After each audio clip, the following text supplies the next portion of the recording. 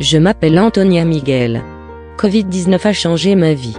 J'ai toujours cru en Dieu et j'ai commencé à prier dès mon plus jeune âge pour que Dieu m'aide à trouver un bon mari. Je souhaitais avoir un mari qui aime Dieu et qui aille à l'église avec moi. Mais la grande question était, dans quelle église irions-nous? Enfant, je fréquentais l'église de mes parents en Angola, et je suivais fidèlement tous ses rituels. Mais quelque chose semblait manquer. Après m'être mariée à un mari merveilleux, j'ai changé d'église. 4 ans plus tard, je suis passée à une 3e église. Mais je me sentais vide à l'intérieur.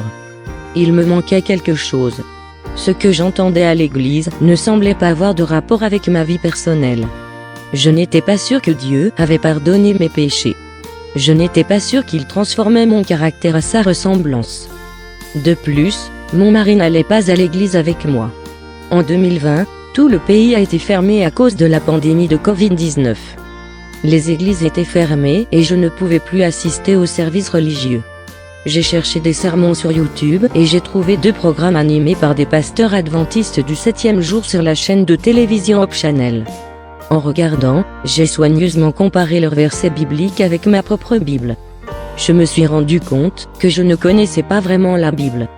Ce qui a particulièrement attiré mon attention, c'est l'observation du sabbat du 7e jour dans la Bible. Alors que je regardais, il me semblait que l'un des pasteurs s'adressait directement à moi. Qui voulez-vous suivre, la volonté des hommes ou la parole de Dieu telle qu'elle est exprimée dans la Bible? A-t-il dit. Cette question m'a beaucoup dérangé. Du plus profond de mon cœur, j'ai répondu, je veux suivre ce que mon Dieu a dit dans sa parole. Je me suis souvenu d'une jeune femme que j'avais engagée pour m'aider dans la maison. Lorsqu'elle a commencé à travailler, elle nettoyait et cuisinait tous les jours jusqu'au vendredi et prenait congé le samedi. Elle m'a expliqué qu'elle allait à une église adventiste du 7e jour le samedi. Mais après un certain temps, elle a cessé d'aller à l'église et travaillait pour moi le samedi également. Lorsque j'ai pris conscience de l'importance du sabbat, j'ai parlé à la jeune femme. Tu ne vas plus à l'église, mais tu acceptes de travailler chez moi le samedi, lui ai-je dit. Si tu as cessé d'aller à l'église à cause de ton travail pour moi, réfléchis encore. À partir de maintenant, tu ne travailleras pour moi que du lundi au vendredi. Le samedi est sacré. À ce moment-là, les restrictions liées à la pandémie s'étaient allégées, et la jeune femme a pu retourner à l'église. Aujourd'hui, elle suit des cours de préparation au baptême.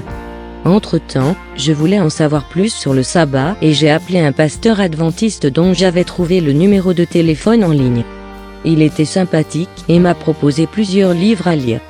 J'ai commencé à pratiquer le culte le sabbat et je me suis fait baptiser en 2021.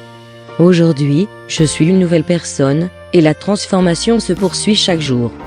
Je sais que Dieu pardonne mes péchés. Je sais qu'il transforme mon caractère à sa ressemblance. Joignez-vous à moi pour prier pour que mon mari connaisse Dieu et aille à l'église avec moi chaque sabbat.